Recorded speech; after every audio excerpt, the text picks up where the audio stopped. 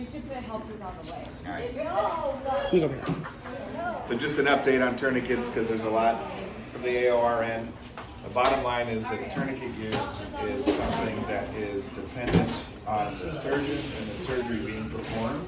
It can't really be regimented by a protocol, because the size of the patient's systolic blood pressure, how much vascular disease they have, how significant the blood loss during surgery is going to be, all factor into the decision about when to use this or not use it, for how long to use it or not use it, and at what pressure to use it. So there are some generalized recommendations and guidelines that we use as surgeons, but the amount of this that's actually driven by evidence-based data is remarkably low.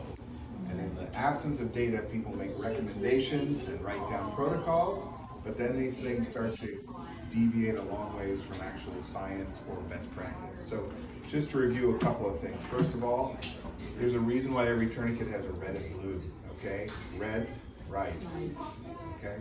When they're doing procedures that involve bilateral surgery, multiple use of tourniquets, you gotta be really careful and try to stick to a protocol. So even if you're only doing one side, a good practice is to use red for right. Okay, and that gets in the habit in case you're in a surgery where it's two, because there are lots of published complications that have to do with the fact that the wrong tourniquet side was deflated and a tourniquet was left up on the side they weren't operating and a complication ensued. So again, red, right.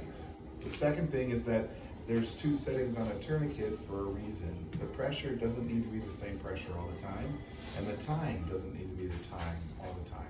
Some surgeons really use these and think about them.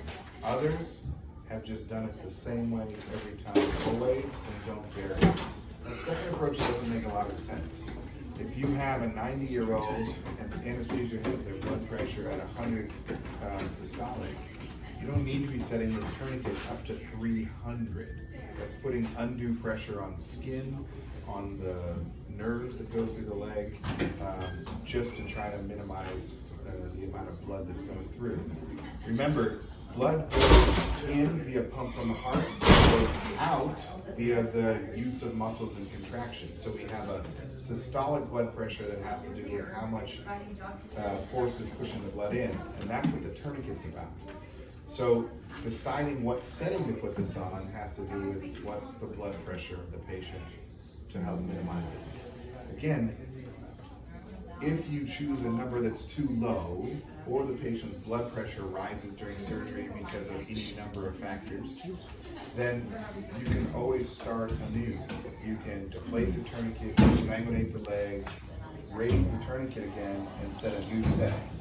But once blood's made it past the tourniquet, keep this in mind, let's just use a number that's made up. But if a liter of blood made it past the tourniquet because the blood pressure spiked to 180 intraoperatively or something like that, that liter can't get back out. None of that comes back to the heart. The only place it has to do is go into the tissues and then ooze out your surgical site from the muscles and stuff. And so once you've done that, once you've had what's called a blown tourniquet, you have to intervene and do something as a surgeon in order to fix that problem, or else you're going to have oozy bleeding at much higher rates than you get if you just use no tourniquet. Okay, you created a positive pressure hit. So when that happens, anesthesia, nursing, alerting the surgeon who's under tourniquet that, hey, there's been a blood pressure spike, okay? Especially if you're assisting or scrubbing and you notice that it's like, gosh, there's so much more bleeding. Pay attention to the blood pressure, see if it's spiked, let somebody know, because the surgeon might not be paying attention. And the way to manage that is release the tourniquet, get the blood pressure under control, exsanguinate the leg, raise the tourniquet. That's how you're going to do that. Otherwise, you'll be in a situation where instead of losing 100 cc's, you're going to lose 3, 4, 500 because you have a venous tourniquet. Okay. So the pressure setting, not a ton of guidelines on this, but in general, we look to be about 125 above the systolic. So you can, if you've got somebody whose blood pressures are below 100, you can be doing this at 225. A lot of arthroplasty surgeons were trained and they do this all at 300 every time. 300 is blood pressure on structures, right? If you're really efficient arthroplasty surgeon reliably using 30 minutes of tourniquet time in a case, you can really get away with that. But if you're starting to border in a revision case on 2 full hours of tourniquet time, that number is associated with higher rates of complications. So again, you can't protocolize this because it depends on what you're doing in the patient. Right? The second part of this is the time. This to me is one of the most undervalued and underlooked things by both staff and surgeon. Okay? Tourniquet time of 2 hours is the historic goal. Beyond that we're uncomfortable. But again, this isn't based on any hard science that says at 2 hours and 2 minutes, bad things happen, but at 1 hour and 58 minutes it didn't. Okay? This number is based on ischemia. When muscles don't get blood flow for a period of time, this injury starts to happen. And you can measure things to try to determine, like how much damage is happening. You can look at things that muscles giving off, like creatine kinase, that shows evidence of muscles starving for oxygen, and then relate that to tourniquet time and say, oh boy, we really started to see an increase in this at around 2 hours. In the vascular world, what we really know is that when ischemia time starts to exceed 6 hours, permanent, unreversible damage occurs. So if somebody gets a clot in their leg and you don't get that removed within about 6 hours, you have permanent muscle damage, right? So 6 hours is a long ways away from 2. Why do we use 2? Well, we want to stay a certain safety factor well away from that. The 2 hours is not an exact number.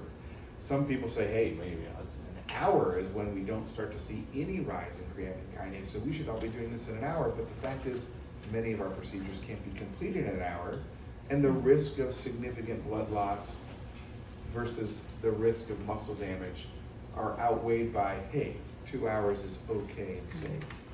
There's also no real data to say, okay, we got to our 2 hours and we've got 4 hours left of surgery, what do we do here? You'll see a practice in which people deflate the tourniquet for 30 minutes and re-inflate the tourniquet. The idea is, again, oxygenate those tissues for a while, and then they can be starved of oxygen again. It is based on some science that does work, but the exact ratio of, okay, if you did 2 hours and deflated for 30 minutes, now how much longer can we go? Can we go a full another 2 hours? Most people would say, I'm nervous to do that. We can go another 30 or 45 minutes. But again, if you're in a situation where you're trying to do a vascular repair and you've got a vein, much harder to repair than an artery, that you're just having the fight of your life with, and your choice is of some muscle ischemia versus potentially life-threatening blood loss, you put this thing up for 5 hours. It doesn't matter. It's a surgeon's decision about whether the risk to the limb from starving it from oxygen exceeds the risk to the body from having too much bleeding, right? So that's why we can't have a, we must turn this off in 2 hours, because there's a situation where you could be risking death over risking potential harm to the muscles and nerves, okay?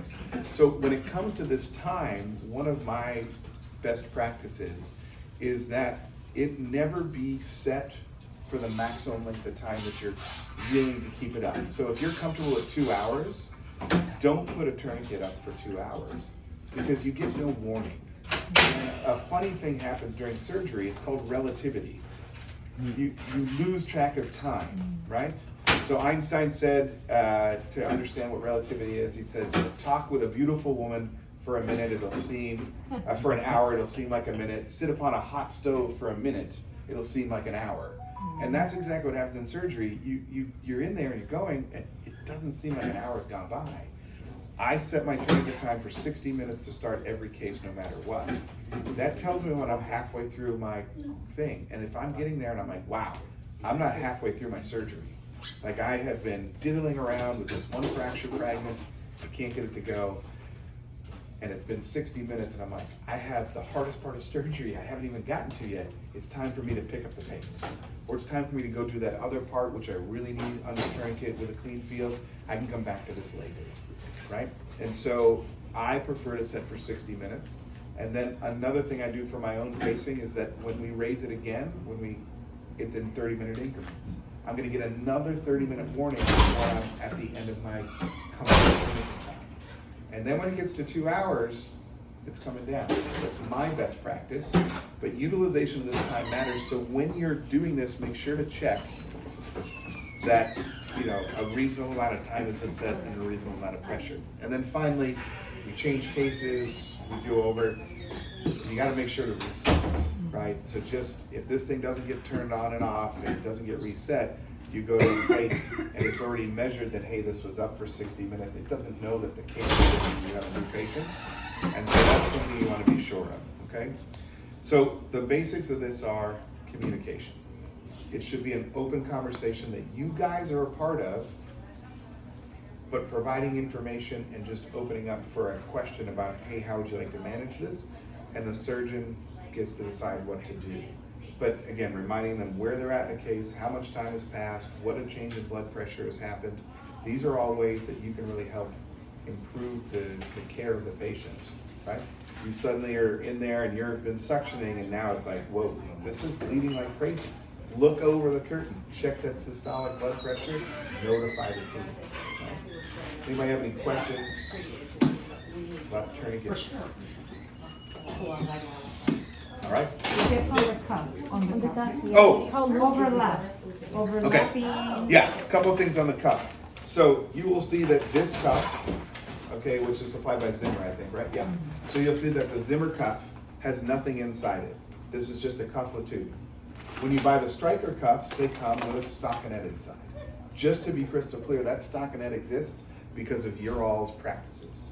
So somebody had an idea that, geez, this thing's squeezing on skin, and we're the defenders of the skin, right? That's what we do as circulating nurses in an OR. We pad the bony prominences. We have $1,000 pads on OR tables to protect the skin. It's a good concept, but this is designed to circumferentially apply pressure, okay? Skin doesn't fold. Skin doesn't kink, right? You can't squeeze a thigh or an arm hard enough to make one piece of skin overlap another and kink. But if you put web roll, soft roll, stockinette in there, and you haven't been very, very, very, very careful, and it's just a little bit loose, as you start to squeeze that, it does exactly that, okay? It creates one area where it folded over top of the rest, and now, instead of circumferentially applied uniform pressure, that area that's got double the thickness of web roll compared to the areas just to the side is actually an area that can be a pressure point. And so it's actually can be the source of a pressure sore if you're not careful. The concept of padding it makes sense, but the practical aspect of this is it is an entirely made up concept driven by not one piece of scientific data. But in response to the fact that, yes, sometimes when we put cuffs on people with very frail skin, poor nutrition, older, these are the people that when you see us sewing, they got paper thin skin in areas that's not supposed to. And they do get pressure sores from tourniquets. But padding doesn't prevent that. It just doesn't, right? It's a factor of their skin, and you've got to be careful because improperly applied padding has worsened the condition. I think the majority of time, the use of padding doesn't change the condition. There's a second reason that padding got added, and that's the conical thigh, right? You put the tourniquet on, you put it on, and by the time you're finished prepping and draping, the tourniquet that was up here on the thigh is now an inch away from your surgical field for your total knee, and it fell down. And so what people were trying to do is actually create something with a better friction coefficient between your tourniquet where it would stay up. And that's not an unreasonable reason to use padding in order to keep the tourniquet in place. You'll see some providers do web roll, put the tourniquet on, fold the web roll around the bottoms. Again, that's trying to prevent it from sliding. That's a perfectly okay use. If you're gonna do that, if you're gonna use stuff underneath, make sure it fits the patient. The Stryker tourniquets that have the stockinette inside are, in my opinion, way inferior to your common practice of using soft roll because it comes with a one-size tourniquet. Whether or not, granted the tourniquet is 36, 24, 18, and the stockinettes are slightly different size, but they're not sized to the patient. So you could be putting a huge stockinette on a thigh that's not that huge, and that is gonna kink, okay? So pay attention to your surgeons, and when you see you know, that if they're insisting on putting in, just make sure that at the very minimum it's universally applied. There's no evidence to support it's actually preventing pressure sores. It's better for preventing slide of the tourniquet. And then in terms of the tourniquet itself, you need, and I think the recommendation from the manufacturers is at least 2 inches of overlap of the tourniquet. So it can't be anything less than that. More overlap is not a problem. This is not like a blood pressure cuff. You guys know that if you have too big a blood pressure cuff, it doesn't function properly. Too big a tourniquet still functions just fine. Okay, it's not a huge problem to have a tourniquet that overlaps by 10 inches. It works the same. But if it underlaps, you do end up having, instead of circumferential uniformly distributed pressure, you get an area that skin bulges and can be a site for pressure sores. So you don't undersize. Undersize is the no-no, oversize isn't a problem. Okay, and then how tight do you put it on? Surgeon preference. I mean, remember, this is designed to block the inflow of blood from the heart at high pressure when inflated. But it doesn't take much to block the outflow. So you can put a tourniquet on super tight, and then if you don't inflate it, you have increased bleeding because you've blocked venous outflow. So the practitioners that like it tight so it doesn't slide into their field, they're doing so with the plan, I'm going to use the tourniquet from start to finish in the surgery. So it's okay if I started it as a venous tourniquet, I'm going to use it the whole time. For a trauma guy who doesn't know if his surgery is going to take 30 minutes or 3.5 hours, could get into some trouble. I can't have a venous tourniquet because if I need the tourniquet down, I have a bleeding problem, okay? So that's why the pressure that you apply it in is up to what the surgeon's plan is. Check with him. Do you want your tourniquet on really tight or loose? Okay, just check with him first. All right, good question. Anybody else? 10-10 drapes. Yeah. Aha! Yeah, so what is the purpose of 10-10 drapes? So 10-10 drapes serve 2 potential purposes. Number 1, it's back to that sliding tourniquet, right? So by putting a sticky barrier kind of flowing out, it helps as you're prepping and draping before the tourniquet is raised to help keep it in place. Totally reasonable use of a 10-10 or a sticky U-drape to do that to help kind of keep it. The second is, again, we're always trying to isolate. We want this. The worst thing you can do is do 1 extremity drape, nothing else. And when you pull your extremity drape up, you're like, that's my tourniquet in the field. Well, that's not sterile. So now what do? Well, you gotta start over, right? So the idea is to create a barrier between the non-sterile and the sterile. It is, again, a dealer's choice. The settings in which I'm hesitant to use them are the fact that, keep in mind, if you start with a tourniquet, and then a 10-10, and then a blue sticky impervious drape, and then new definitive drapes, you started to march really far down to your surgical field, and you can get in troubles in certain types of cases where your drapes are now too close to where you want your surgical field, or even you, quote, draped yourself out. And so it's a preference again. There's no data to support infection mitigation. It's about, do you need this to keep it from going, and what's the preference of the surgeon? So if someone is like a no never and someone's a yes always, those are 2 totally reasonable approaches. They have their own thinking of why. It is not something that makes a huge difference in terms of infection mitigation, okay? Is there any database on chemical burn from the prep leaking into the tourniquet and plus the pressure onto the skin for a long period of time? I don't believe No. so. Okay. I think the only risk that's been documented about the use of an alcohol-based wet prep and tourniquets is we tend to put a tourniquet on the thigh, right, loose. We tend to lift the leg up. We tend to prep. The tourniquet is the dependent position. It's kind of a dam. So as wet prep drips down, it's going to collect in the region of the tourniquet. And so all of our dry times and fire risk mitigation are about that pooling. So it's just about an awareness that if you've used 3 prep sticks on one leg because you went back, you thought you missed a spot, and you've really got 3 chloropreps on one leg, look around to make sure you don't have a giant chloroprep anywhere, the beam barrier look is on your, on your towel or truck pad that you had down. But you also need to be aware that if you don't have a 1010 sticky U barrier, you could have pooling in the actual tourniquet itself. And that's where the fire risk comes from, is if you truly have a liquid pool of chloroprep and electric cautery, you can induce a fire, right? So Dr. Maclean, do we always have water on the table? Right. Now we're getting a little bit away from tourniquets and into I just fire. want you to confirm that that's a Fire mitigation, but yes, I mean, again, electrical related bogey fires are treated with water. So if you have it on a field, you can immediately take care of the problem. So we should always get. Thank you. All right. With your reference to the Einstein, did he really say that? Yeah, Of course. that's his quote. Yeah, I'm just curious. yeah.